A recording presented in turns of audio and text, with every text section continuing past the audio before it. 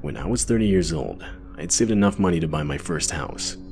It wasn't anything special, and honestly, all things considered, it wasn't in the best neighborhood either. But I was still proud of the accomplishment nonetheless. I'd met all the nearby neighbors in, I'd say, the first 2 weeks I moved in. Considering the neighborhood, I was surprised to discover they all actually seemed pretty nice. A couple of them even invited me over for dinner a few times. And having lived in different apartments all my life, this wasn't really something I was used to. Of course, they weren't all like this, however. 2 houses down from the house I moved into lived a man that was probably 50 years old. Upon moving in, every other night or so the dude would knock at my front door at some absurd hour asking for stuff. So, like, as an example, the first time it happened, he asked me if I had any spare bread I wasn't gonna eat. Another time, he asked me if I could fill up a bucket with water, because his was turned off. It was just random, but somewhat understandable things like that. But I drew the line when he started asking me for money. I figured I had no obligation to be constantly meeting this guy's needs. I mean, I had pretty much just met the dude. I'd started opening the door to his knocks less and less, but this didn't seem to have any effect on the number of times he would show up. Fast forward to a night a few weeks later, and again another knock. I'd planned to ignore it, like I'd grown accustomed to doing by that point. But as I looked through the people, I noticed the guy looked distressed. Seeing this, I decided the right thing to do would be to open up the door. So I did. I asked him what he needed, and what he responded with was not at all the type of response I was expecting. He asked me if I could come over and show him how to use his new grill. Now, this happened around midnight, which in my opinion was an extremely odd time to start grilling. But against my better judgment, I decided I would help him. I was pretty into cooking at that point in my life, and figured taking 10 minutes to show the guy how a grill worked wouldn't be the end of the world. I told him that I'd be over in a second, and that I just needed to put some shoes on. He thanked me and started walking back. A couple minutes later, and I made my way over to his house. I opened some gate and walked into his backyard.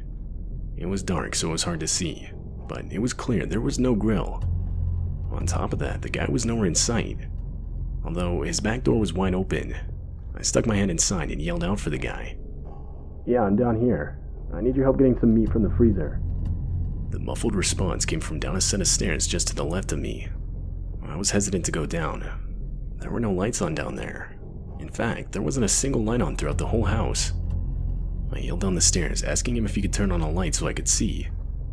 There was silence for a few seconds. Eventually he responded. "No, they're broken. I can't do that." I knew something was off at that point. I yelled back something like, "I think I'm just gonna go, man." I kid you not, the second after I said this, audible footsteps started sprinting up the stairs. My flight reaction kicked in immediately. I ran directly back to my house and locked the door behind me. I pulled back a set of curtains and looked out one of my windows, but I didn't see anything. I was terrified. I thought about calling the police, but decided against it, figuring I really wouldn't be able to prove anything that just happened. For the next few days, I didn't leave my house for anything except work. During those days, I never saw the guy, nor did any late-night knocks occur. Exactly 1 week after it happened, I was talking with my neighbor across the street. The conversation eventually landed on what I experienced, and how I was planning to move because of it. But I was just met with a look of confusion. I was then informed that no one lived in the house I was talking about. It had been abandoned for 2 years. This prompted my neighbor to call the police.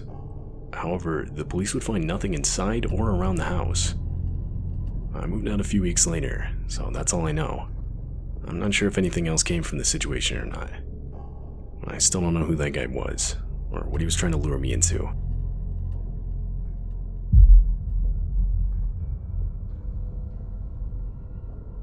This happened during the summer before my sophomore year in college.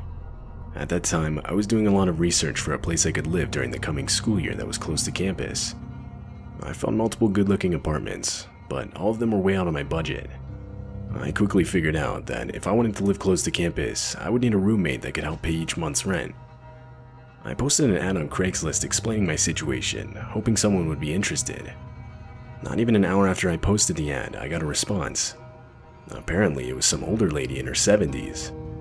I was kinda expecting it to be another student from my university, but I figured it didn't really matter. As long as they were willing to pay half of the rent, I didn't really care. Plus, I didn't get any further responses in the next week, so I took the one opportunity I was given. Fast forward to the start of the school semester, and the two of us moved in. She introduced herself as Dorothy. She was short and had white hair. Although a little quiet, she seemed nice. I figured we'd get along fine, so I wasn't too worried about the coming months. A few weeks passed, and I never really saw her that much. We had the occasional small talk conversation when we were both in the kitchen, but that was about it. For the most part, she would spend all of her time in her bedroom. Occasionally, while I was watching TV in the living room at night, I would hear this high-pitched giggling coming through the walls.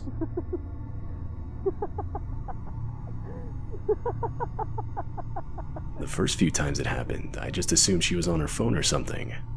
But then I realized I never actually heard her talking. It was just her giggling. I couldn't imagine what she was doing. Over time, things just kept getting weirder. For example, she would start coming out of her room for no other purpose than to watch me. She would stand in the kitchen or hallway just looking at me while I watched TV or made myself dinner.